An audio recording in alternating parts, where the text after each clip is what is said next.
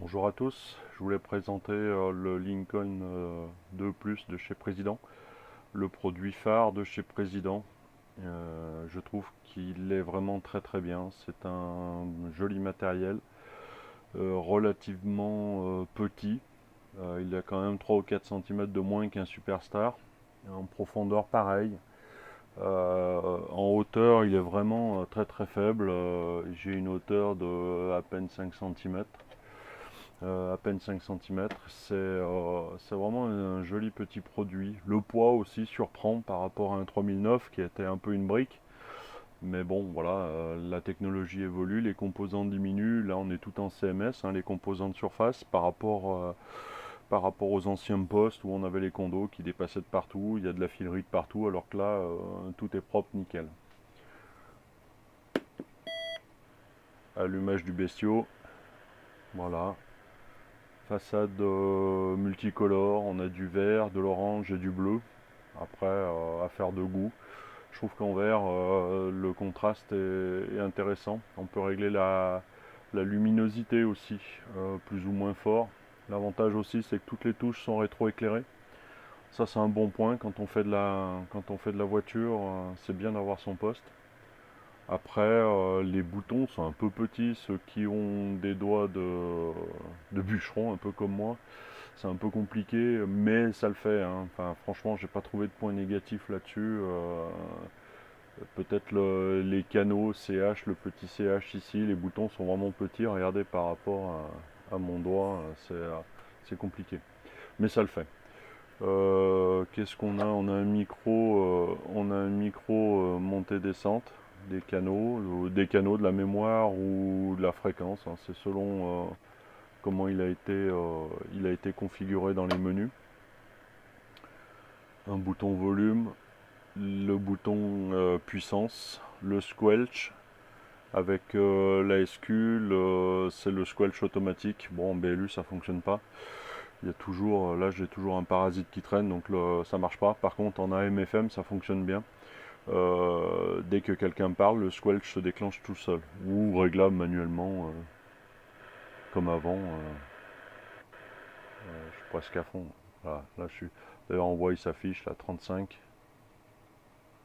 Je sais pas voilà 25. Bon, BLU, moi je laisse je le laisse en automatique, mais ça fonctionne pas. Qu'est-ce qu'on a? On a le clarifieur pour la BLU.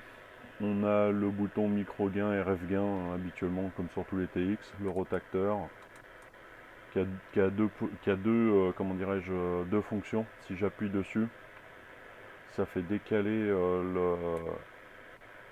pardon. Si j'appuie dessus, ça fait décaler sous chaque chiffre. Il y a un petit trait, je ne sais pas si on le voit bien. Je vais essayer de zoomer un peu. Là, il est sur le premier 5, deuxième 5, troisième 5, sur le 2. Donc, si on tourne, il incrémente de 1 ou il diminue de 1 en fonction du petit trait là où il est placé. Je vais essayer de faire un petit zoom si j'y arrive. Ah, on le voit mieux là. Voilà. Donc là, il attaque là. Si je rappuie, il passe là, il passe là, il passe là, il passe là. Et là, je reviens sur le premier chiffre. Bon, effectivement, je vais le remettre là pour mettre en terminaison 5. Et là, pour varier mes canaux. Alors, effectivement, ça, si on n'a pas trop l'habitude, au début, on se perd un peu. Surtout si on fait un appui touche, un appui sur le bouton. Malencontreusement, on s'est décalé. Bon, moi je suis en fixe, il n'y a pas de souci, je fais toujours attention à mes canaux. Mais quand on est en voiture, j'imagine que c'est pas le top. On a la possibilité ici, la lock, de verrouiller les touches et le clavier, et on peut jouer qu'avec le micro. Bon, ça peut être aussi une solution. Par contre, pour arriver sur des terminaisons en zéro, des fois pour du décalage en zéro, pour aller plus vite, moi ce que j'ai fait, en fait, on a des mémoires aussi sur ce poste-là. J'ai programmé une mémoire, voilà. Hop là, pardon, j'ai touché le bouton volume. J'attends que ça revienne.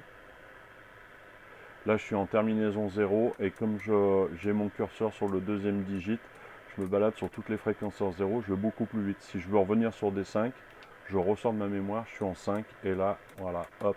Ça, je trouve ça vraiment formidable. Je me sers des mémoires pour justement éviter de me balader en appuyant. Ça, c'est peut-être un petit truc que les gens peuvent... Moi, je trouve que je vais beaucoup plus vite. Hein. Là, je repasse sur des 0. Je suis 27 600, je vais repasser sur le 555. Là, je suis peut-être un peu haut. Voilà, je descends. Le voilà. Je vais repasser sur des 0. Tac. Franchement, c'est ça. Et là, je reviens sur ma fréquence initiale. Il y a 6 mémoires. Donc ça, c'est pas mal non plus, les mémoires. Moi, je programme ma fréquence d'écoute. Enfin, surtout ma fréquence sur laquelle je demande de dégager. Et je reviens sur le 555 quand je ressors de ma mémoire. Donc c'est bien quand on demande de, de dégager sur une fréquence, ça permet d'écouter sur les deux fréquences en même temps. Voilà, si je demandais de passer sur le 27 560, j'écoute par rapport au 27 555. Ça, c'est vachement bien. Le rotacteur permet de monter. Alors l'avantage avec ce... Vous voyez, là il n'a pas changé, mais par contre je suis bien passé dans les canaux plus 10. Il n'y a pas besoin non plus de jouer avec ce bouton. Ça c'est pas mal. Ça franchement c'est super bien. Par contre il faut faire gaffe quand on a l'habitude, quand on compte de combien on monte. Là, vous voyez, 11, une fois, deux fois, et là je passe à 12. Donc on en a 3 ou 4 des canaux comme ça. Mais ça c'est bien, voilà, on n'a pas besoin de toucher le poste, c'est juste en touchant. Alors quelle est la différence avec les canaux? Je passe du 12, là je suis sur le 13, le 12, le 11, et là je devrais tomber sur le deuxième 11, et en fait j'ai pas accès aux canaux en faisant avec ça. Mais bon, voilà, moi c'est comme je bosse avec le rotacteur, finalement c'est bien. Quoi dire d'autre là-dessus? Bon, je ne veux pas tout vous détailler, mais c'était simplement une première prise en main. Moi je fais beaucoup de DX et du coup l'affichage ici de la fréquence c'est quand même bien parce que sur le Superstar il n'y avait pas ça. Et donc il faut toujours une feuille de conversion que j'ai faite ici. Vous voyez, enfin bon tout le monde la connaît cette feuille, voilà. Qu'est-ce qui est rigolo là-dessus? On a une chambre d'écho, on n'aime pas, mais enfin elle a le mérite d'y être. On a le bip Roger, le bip des touches que j'ai viré parce que finalement ça n'arrête pas de faire clic clic clic à chaque fois qu'on touche les boutons. On a un accès direct sur le 919 qui sont programmables, on peut changer de fréquence, ça peut être utile. On a ici sur la touche du haut, ANL, NB et ANL, plus le iQt. Donc là ils sont tous en route là. Pour les filtres, relativement bien efficace aussi. Un accès menu ici pour rentrer dans les fonctions du poste. Bon, j'ai pas trouvé grand chose de négatif hormis ceux qui ont un Superstar. Le Superstar, il y avait des fréquences ABCD, EF. Ici, c'est assez farfelu. Quand on prend je vais vous mettre ma feuille, j'ai été obligé de les modifier. Quand vous voyez la bande des normaux, c'est A. La bande des une fois supérieure, c'est B, D, F, H, I, J. Et quand on repart dans l'autre sens, en fait, ça bouge. Quand on repart dans l'autre sens, on descend à C, E, G, une espèce de T, L. C'est assez curieux. Bon, ça se reprogramme. Hein, si on a le cordon USB, ce poste est programmable par PC. Le logiciel, je crois qu'il est gratuit. J'ai tout téléchargé, mais j'ai pas acheté le cordon. Ça coûte encore 20 €. Bon, à part nommer les bandes, moi j'ai simplement sur ma grille renommé les ABCD en leur appellation. Regardez ce que ça fait. Donc là je suis sur B. Si je change de bande, je passe à C. Donc on est sur du 26 et 26 600. Je monte, je suis à 28. Je monte, je suis à E, je suis à 26. Alors voilà, on passe de 28 à 26. On repart à 28. Et là, en fait, je fais le tour. C'est assez curieux. H, je suis en 4 fois supérieur. Là, si je continue de rappuyer, je passe à l'espèce de T, je repasse en 4 fois inférieur. Je rappuie dessus en I, Ouais, un coup je suis en sup, un coup je suis en inf. Ouais, en fait c'est ça, je pense. Je viens de trouver, voilà, je viens de découvrir. Là je suis en 5 fois sup. Et là, elle, je suis en 5 fois. Ben c'est ça, 5 fois inférieur. Eh ben voilà, ça y est, j'ai trouvé. Mais enfin bon, c'est assez curieux quand on se balade, on passe des 40 canaux normaux aux 40 canaux supérieurs. Si on appuie sur ce bouton-là, ben, finalement, ça part un coup dans un sens, un coup dans l'autre. Alors que si je me remets, donc moi, la bande qui m'intéresse, 27555, je suis en B. Si je veux redescendre, donc B, je suis en une fois supérieur. Si je veux redescendre sur les normaux, j'ai qu'à retourner. Et là, quand j'arrive au bout, vous voyez, le petit A, il est repassé sur les 40 canaux. Là, ça suit. Là, les fréquences, elles vont d'un bout à l'autre de la bande. Là, je descendrai, juste attends que je tourne, je descends. Ça aussi, c'est un peu particulier au début, mais on s'y fait vite. Sur un TX normal, quand on est arrivé à 40 et qu'on continue de tourner, on repasse à 1. Et ben lui, non, il continue. Si on était en train de monter, il continue de monter. Sinon, il redescend. Voilà. 27 555.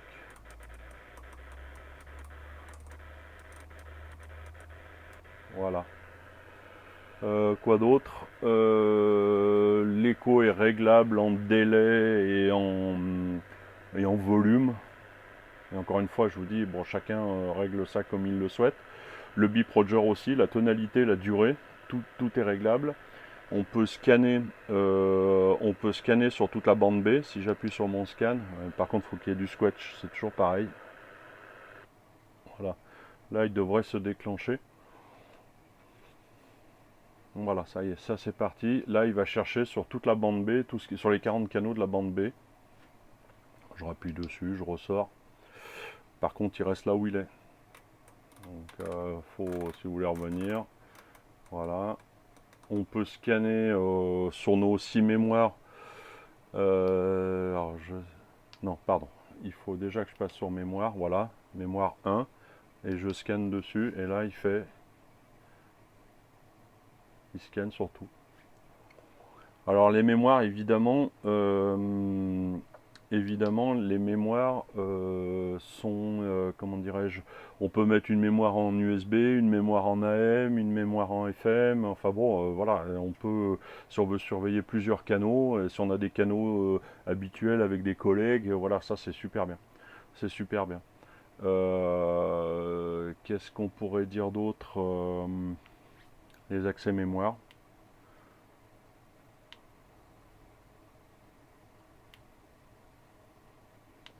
Pourquoi? Parce que je dois être sur... Ouais, ouais.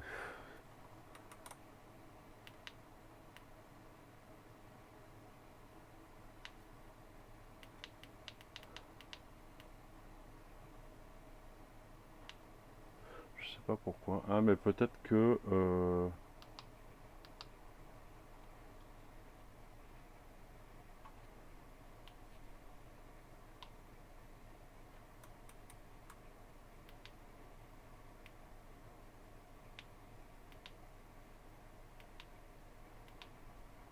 Et voilà. Bon, il faut quand même un peu le bouquin parce que... alors c'est pareil, ces petits mots là, TSR, alors ça celui-là c'est pareil, je sais jamais à quoi ça correspond. Faut avoir le bouquin quand même hein, pour savoir à quoi correspondent les paramètres et pas tout toucher. Vous voyez, là je change mes couleurs, vert, je mémorise, je rentre dedans, hop, je change le bright, voilà.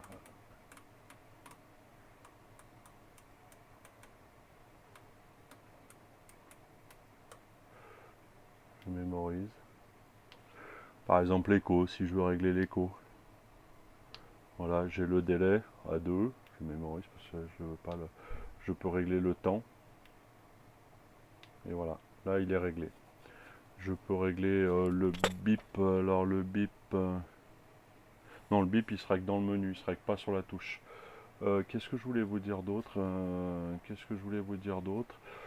Bon, c'est un produit qui est quand même relativement facile à utiliser pour ceux que... faut pas en avoir peur. Hein. Moi, vraiment, c'est un super matos. Après, ah, si, voilà, ce que je voulais vous faire voir, c'est ça. je vois, si j'appuie dessus, je vois mon indication de mon alim. Bon, c'est une alim de PC, c'est pour ça que je suis à 12,1. J'ai une alim de PC. Ensuite, j'ai le SWR aussi. Donc là, il est enclenché. Je peux voir mon TOS. Je vais changer de fréquence pour éviter d'embêter tout le monde. Voilà, 1.0. Cette indication peut être modifiée à chaque fois qu'on module. Je change. Là, je suis sur le SWR. Là, le TOT, là, le temps qu'on parle. Là, la tension batterie. Donc, à chaque fois que je vais moduler, je vais avoir ma tension batterie. Si je veux revenir sur... bon, là, j'ai plus rien. Et là, je remets mon SWR. Dans cette position, j'ai mon SWR qui sera en permanence. Chaque fois que j'appuie sur la pédale, je vais avoir mon SWR. Si je veux voir ma tension batterie, comme ça, juste, j'appuie une fois là-dessus. Voilà, voilà les amis, j'ai pas. C'est un poste que j'aime beaucoup, beaucoup. Je le trouve super classe. Après, on aime ou on n'aime pas. Euh, mais ça tourne. Franchement, ça tourne. Ça doit faire 35 watts, je crois, en BLU. Voilà. J'ai plus trop les caractéristiques. Si je les ai là, si vous voulez que je vous le dise. Enfin bon, vous trouvez tout ça sur internet. Il n'y a pas de. Il n'y a pas de souci là-dessus. Et là, il est en version, évidemment, il est en version export. Hein. Il part de 24 MHz jusqu'à 30 MHz. Alors attention, quand vous baladez sur les fréquences, de ne pas aller trop embêter tout le monde. Il y a des fréquences, on n'a vraiment pas le droit d'y aller. Hein. Notamment à partir du 28 MHz, on n'a plus le droit d'aller là-haut jusqu'à 30 MHz, ça sert à rien. Et puis de 24 à, je dirais, 26 MHz en dessous, on n'a pas le droit d'y aller non plus. Bon, déjà, il faut que les antennes soient accordées, sinon ça crame tout. Hein. Faites attention, hein. Les antennes, elles n'encaissent pas autant de bandes passantes. Alors pour revenir à la puissance, 12 watts AM, 35 watts FM, 35 watts USB LSB et 12 watts CW, pour ceux qui font du morse. Une consommation, je dirais, de 6 ampères. Ça va pas mal. Ça va pas mal. Voilà les amis, j'ai fait le tour. Après, si vous voulez d'autres précisions, ben, posez-moi des questions en bas de la vidéo dans les petits commentaires. Merci à tous. Au revoir.